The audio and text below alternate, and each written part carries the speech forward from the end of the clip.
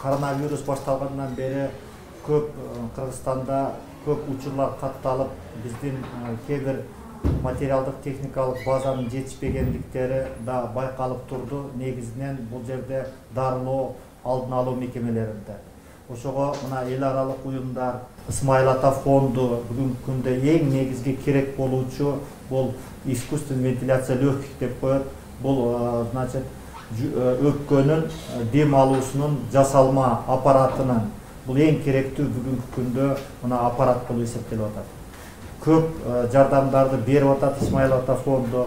Мен Саламаттык сактоо министрлигинин атынан, өзүмдүн атынан сизге, Искендер Исмаилович, сиздин ошол фондко чоң ыраазычылык билдирип, негизинен бул бүгүнкү күндө оорулууларга эң керектүү бүгүнкү күндө аппараттардын бири болуп эсептелет. Мына азыр мына ушул аземде туруп, мына биз айтат элек, ушул алынган аппараттар мына 8 стационардык аппарат болду, 9 бул жерде бүгүнкү күндө ушул мобилдик. Буга чейин 2 аппарат берилген. Бул аппараттар негизинен ошол мына Ош областына, Баткен областына, Жалал Абад областына, Ысык Көл областына, Нарын областына, бул областтарга кетет. Негизинен эң керектелүүчү ушул ооруканаларда ушул коюлуп туруп, ушул оорулууларга жеңил болсун, оорулардын сакайып кетишине чоң өбөлгө болсун деген аппараттар менимче ошол бүгүн керектелүүчү аппараттарга муктаж болгон ооруканаларга берилет.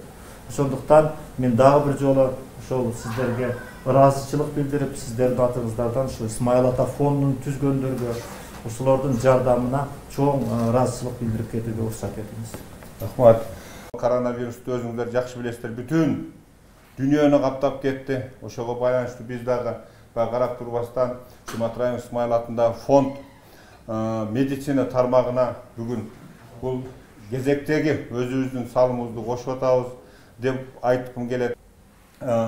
Саламаттык сактоо министрлигинде бүгүн акт менен өткөрүп беребиз. Муну өздөрү бүгүн биргелишип ушу жерлерге таркатабыз. Бул жерде ар бир облуска бирден тиет.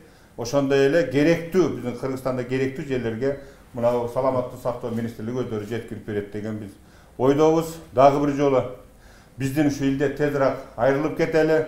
Кыргызстаныбызда ар дайым жакшылык болсун, ар дайым ден соолукта бололу, ар дайым ушу биргеликте башыбызга оор мүшкүлдүк түшкөндө баарыбыз кошо бирге ынтымактуу кылып, бири-бирибизге жардам берип ишти жасай берели деген үмүттөмүн. Рахмат.